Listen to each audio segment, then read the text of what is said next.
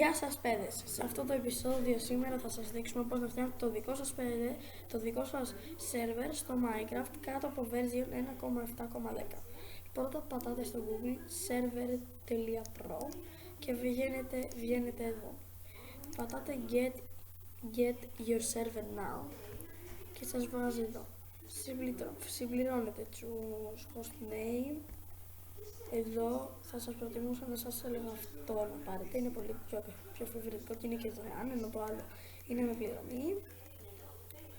Ωραία, και γράφετε και πατάτε αν έχετε λογαριασμό, αν έχετε και πρέπει να βάλετε Signite, πατάτε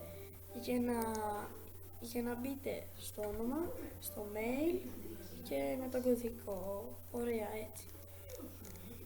Μετά εγώ έχω φτιάξει ένα δικό μου σερβερ. Σας βάζω τις πληροφορίες. Συνδέεστε και περιμένετε να σας φορτώσει. Και μόλις σας φορτώσει πατάτε Start Server. Βλέπετε τον κωδικό, το όνομα, τα γράφετε στην προσθήκη διαγωνισμοί και μπαίνετε. Τώρα εμένα θα μου φορτώσει για να ανοίξει, γιατί τώρα δεν είναι ανοιχτό. Έχω φτιάξει εγώ ένα σερβερ, είμαι YouTuber, ωραία. Racing server και μετά έρχεται το